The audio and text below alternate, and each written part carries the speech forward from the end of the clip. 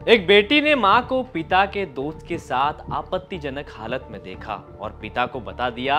गुस्साए पति ने पत्नी को खूब समझाया, लेकिन पत्नी नहीं मानी। उल्टा पति और उसके परिवार पर दहेज प्रताड़ना का केस लगाने की धमकी देने लगी। मना करने पर भी प्रेमी से मिलती रही। इस बीच अचानक एक दिन पति समेत 4 लोगों की संदिग्ध परिस्थिति में लाश मिलती है। जी हां, अपनी निजी इच्छाओं के चक्कर में एक शादीशुदा महिला ने पति समेत उसके परिवार को इस दुनिया से अलविदा होने के लिए मजबूर कर दिया। नमस्कार, मेरा नाम है गौरव जगताप और आप देखना शुरू कर चुके हैं अनकही। दरअसल सागर के टिहरी गांव में एक ही परिवार के 4 सदस्यों की संदिग्ध मौत के मामले में पुलिस ने चौंकाने वाला खुलासा किया है। मौत के पीछे सिर्फ पत्नी की बेवफाई नहीं, बल्कि पति के बचपन के दोस्त द्वारा किया गया विश्वासघात भी सामने आया।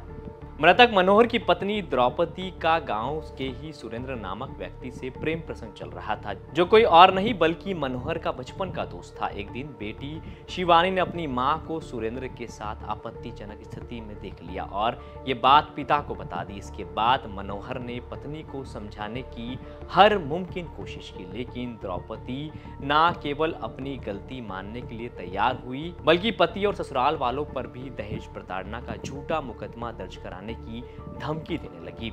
परिवार मानसिक यातना और सामाजिक शर्मिंदगी से टूटता चला गया। कई बार मना करने पर भी द्रौपदी प्रेमी से मिलती रही और फिर 25-26 जुलाई की रात मनोहर समेत पूरे परिवार की लाश संदिग्ध हालत में मिली। तो उसमें पाया गया कि मनोहर की जो पत्नी है, पत्नी का उसी गांव के टीहर गांव के सुरेंद्र मोदी से प्रेम प्रसंग था।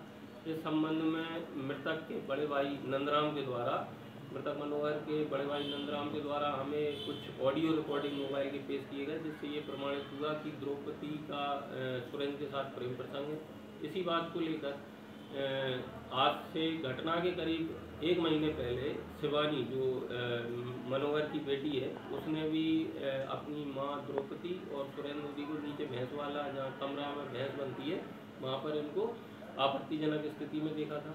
उसके फिर 15 दिन बाद शिवानी ने दोबारा इनको आपत्तिजनक स्थिति में देखा, तो उसने परिवार में अपनी दादी, छोटे भाई और पिता को भी ये बात बताई। तो पूरे परिवार ने द्रौपदी को समझाने का प्रयास किया।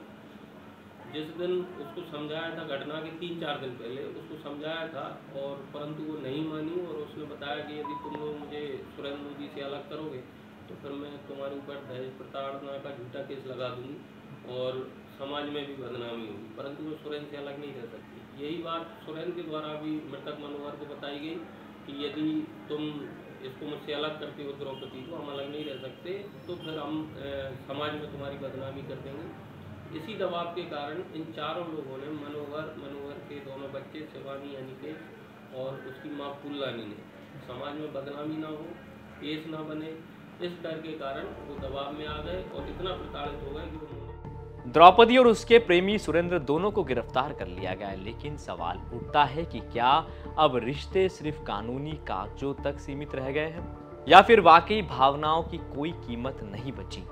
ये कहानी उस दर्द की है जिसे एक पति और उसका परिवार बदनामी के डर से चुपचाप सहता रहा और फिर एक दिन संदिग्ध मौत ने सब कुछ खत्म कर दिया। ये घटना सिर्फ एक गांव की ही नहीं, पूरे समाज के लिए आईना है, जिसमें बेवफाई, लालच और स्वार्थ ने इंसानियत की मौत लिख दी। आप तक ये खबर पहुंचाई है सागर से हिमांशु पुरोहित ने। क्राइम से जुड़ी तमाम खबरों के लिए आप देखते रहें MP तक।